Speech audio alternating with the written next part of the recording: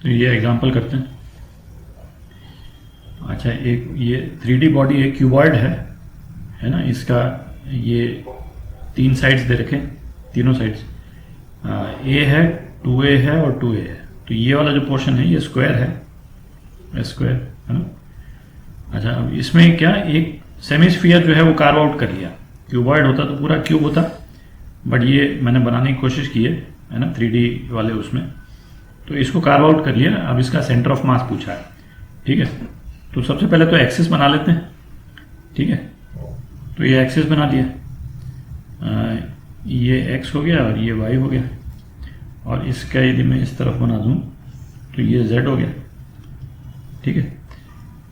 अच्छा, Y axis के along और जेड एक्सिस के अलॉन्ग तो ये फिगर सिमेट्रिकल है ना। वाई एक्सिस के अलॉन्ग का मतलब हो गया कि एक्स एक्सिस के ऊपर और उसके नीचे मास जो है इवनली डिस्ट्रीब्यूटेड है, और इसी तरह से ये जेड एक्सिस के अलॉन्ग भी मास जो है वो इवनली डिस्ट्रीब्यूटेड है। तो सेंटर ऑफ मास वाई और सेंटर ऑफ मास जेड जो है वो तो जीरो हो जाएंगे, ठीक है। अपने को केवल एक्स डायरेक्शन का निकालना है, तो एक्स डायरेक्शन का निकालते हैं। फॉर्मूला लिख लेते हैं पहले, x1 m1 minus x2 m2 upon m1 minus m2, ठीक है। तो पहले तो m1 और m2 लिखते हैं। m1 मतलब क्यूबॉइड का मास, तो डेंसिटी इंटू इसका जो वॉल्यूम है वो कर लेते हैं। तो a into 2a into 2a, तो ये कितना हो गया 4 रो a क्यूब, ठीक है। अभी वो केजी वगैरह नहीं लिख रहे हैं, वो यूनिट्स नहीं लिख रहे हैं, है कि नहीं। m2 ये जो सेमीस्फीयर जो कार्व आउट किया, ठीक है, rho into volume 2/3 pi a cube, ठीक है। तो ये जो है ये m2 हो गया। अच्छा, तो अब इसको ये फॉर्मूले में डालते हैं, COMX।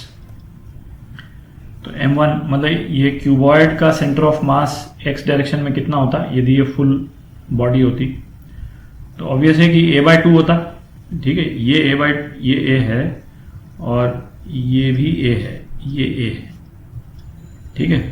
तो a/2 अंदर जो है वो होता, तो x1 जो है वो a/2 हो जाएगा ना। सारा का सारा क्यूबॉइड जो है मतलब जो उसका x1 पे मतलब x1 a/2 पे लोकेटेड है, ठीक है। तो a/2 इंटू इसका m1 मतलब 4 रो a क्यूब, ठीक है, माइनस x2। अब x2 जो है वो इसका जो सेमीस्फीयर जो हमने कार्व आउट किया इसका सेंटर ऑफ मास है, ठीक है। तो सेमीस्फीयर इस शेप में यदि हम लगाते हैं, है ना, x डायरेक्शन के यहाँ पे, तो सेमीस्फीयर का सेंटर ऑफ मास अपन ने क्या कैलकुलेट किया था, तो सेंटर ऑफ मास सेमीस्फीयर ये अपन ने कैलकुलेट किया था 3r/8, ठीक है। तो बेसिकली 3r/8 पे सेमीस्फीयर का पूरा मास है, ठीक है। तो 3, अच्छा रेडियस कितना है इसका सेमीस्फीयर का a, 3a/8 इंटू m2, तो 2 pi row bye 3 a cube, ठीक है, अपॉन m1 माइनस m2। तो ये डाल दीजिए a cube minus 2 pi rho a cube by 3, ठीक है।